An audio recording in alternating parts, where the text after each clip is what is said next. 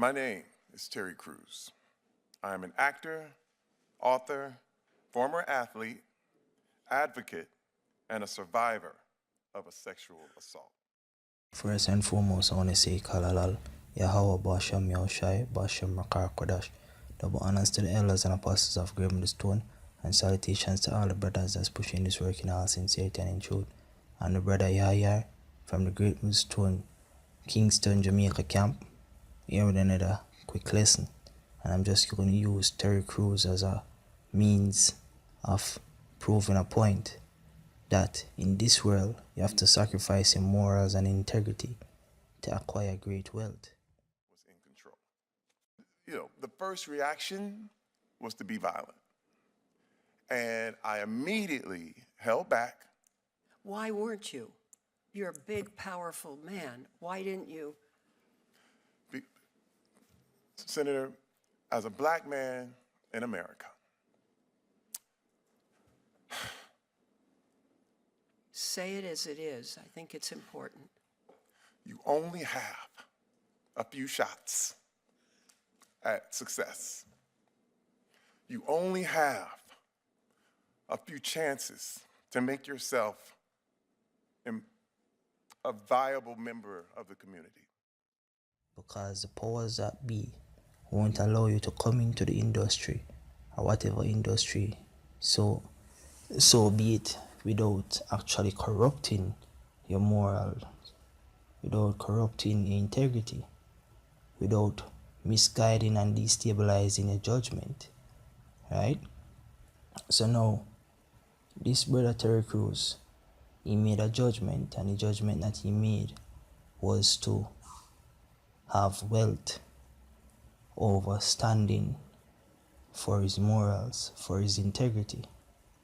And that judgment was misguided from the inception, because as you will see, he says that his wife is the one that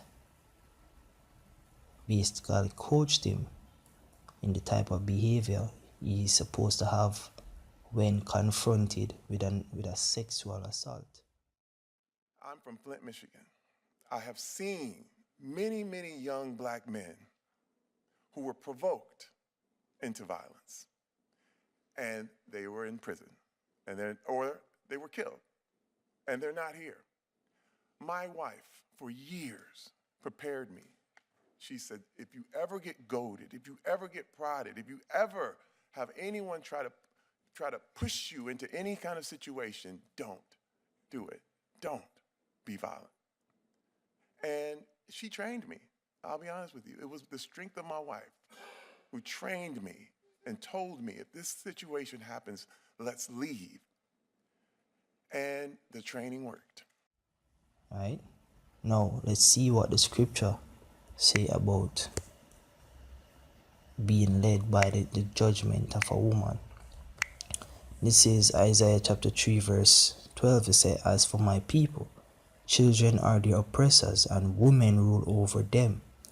O my people, they which lead thee cause thee to err, and destroy the way of thy paths. So they which lead thee cause thee to err. If you're taking counsel and judgment from a woman, it's going to cause you to err, and it's going to destroy the way of your paths, meaning they having you to step out or go astray from the path of righteousness, from the path of correct judgment, because the woman is not a proper standard of declaring righteous judgment. So now, the word err in that particular precept comes from the Hebrew ta'ai, which means to wander, to err, to wander, go astray, stagger, to err, of intoxication of sin, wandering of the mind. So his mind wandered from the path of standing up for what is right in the moment that the scenario was presented to him, and he followed a way that he thought was right, which was not to defend his integrity, which was to stand and accept another man actually assaulting him and demonstrating a power over him that emasculated him in order to acquire wealth, right? That was the point, that his woman basically trained him into believing that you have to submit your morals and integrity to acquire wealth. So let's hear what the precept says. This is 1 Corinthians chapter 7 verse 31.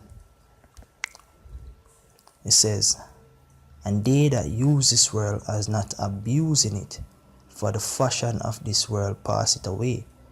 You have to use this world, but there comes a point, the borderline, in which you have to draw the line when it comes into questioning your morals, your integrity. You understand? Because at the end of the day, the fashion of this world passeth away. So why launch yourself into this world? Why trimish thy ways to seek love? Love us this world. Right? Why break down your standards in order to acquire? It makes no sense. Because the fashion of this world passeth away. And at the end of the day, you have in your soul the salvation up for grabs, man. This is Matthew chapter 16 verse 24. Then he said Yahushua unto his disciples, "If any man will come after me, let him deny himself and take up his cross and follow me." So you have to deny yourself, deny what you deem to be right. Zin, don't put your morals and integrity in the balance to be sacrificed for gain. Take up thy cross. You have to take up the burdens of whatever it is to bear for righteousness' sake, and follow after Yahushua. For whosoever will save his life shall lose it, and whosoever will lose his life for my sake shall find it. For what is a man profited if he shall gain the whole world and lose his own soul? Or what shall a man give in exchange for his soul? Right? So when you gain the whole world, sacrifice all that is righteous. Break down your standard. Trim your ways of righteousness to gain the whole world. You're going to lose your soul, man. You're going to lose your seat of salvation. Right? Because doing all of this for the world, you're basically spitting in the Most High face. Spitting in the Creator face. Leading away from his standard. This is James chapter 1 verse 4. It says, "Ye adulterers and adulteresses, know ye not that the friendship of the world is enmity with God? Whosoever therefore will be a friend of the world is the enemy of God." Right? That's the point.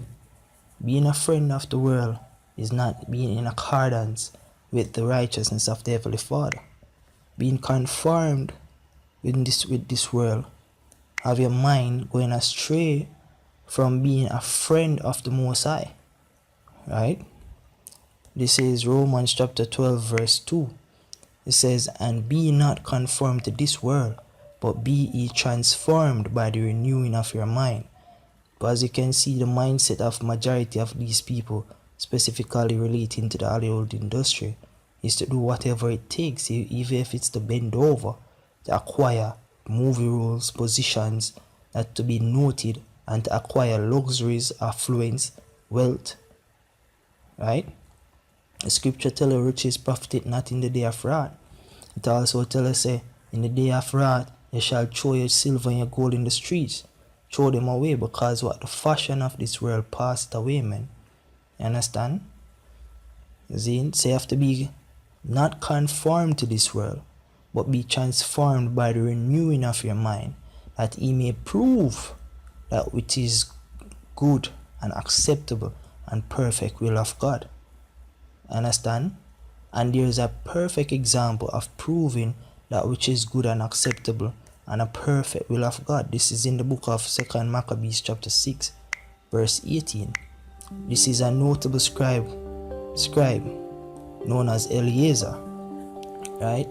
He was an aged man at the time in the Greek captivity, and he was basically constrained to eat pork, to eat swine's flesh, but he suffered himself rather to die than to be made an example of lacking faith in the Heavenly Father, right? This is 2 Maccabees 6 verse 18. Say, Eliezer, one of the principal scribes, an aged man and of a well-favored countenance, was constrained to open his mouth and to eat swine's flesh, but he choosing rather to die gloriously than to live stained with such an abomination, spit it forth, and came to his own accord to the torment, as it behooves them to come that are resolute to stand out against such things as are not lawful for love of life to be tasted,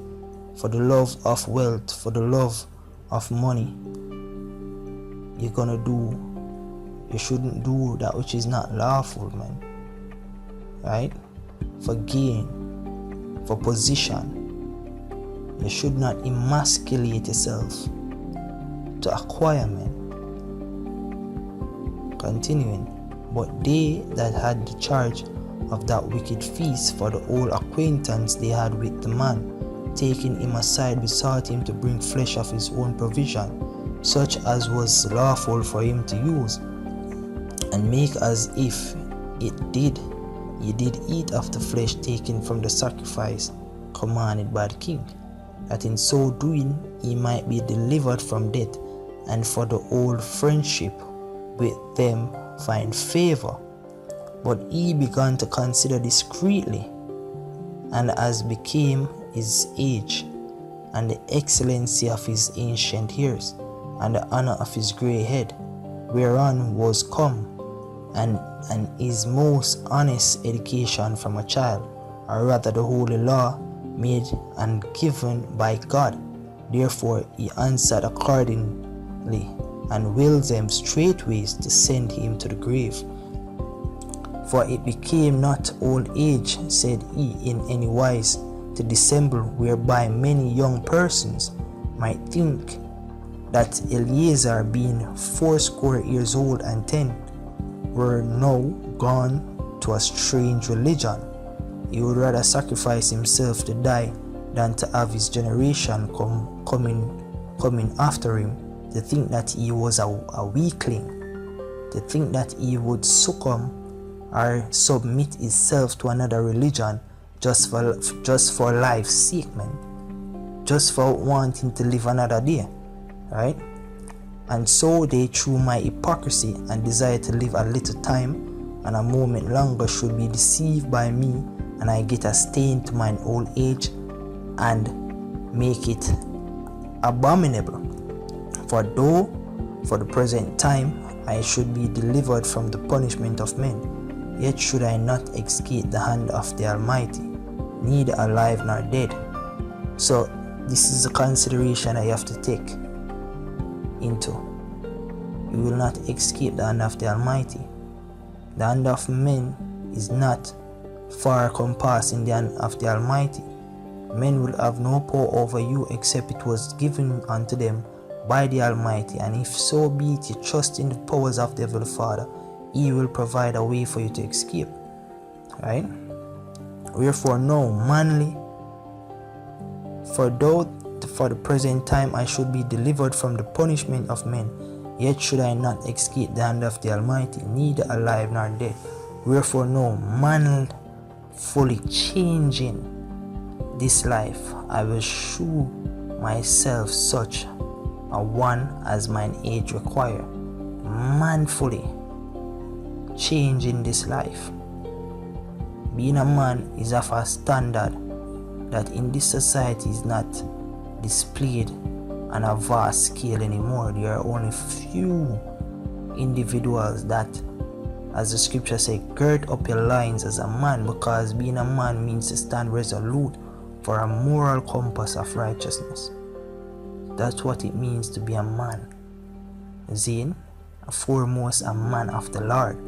Right? Verse 28.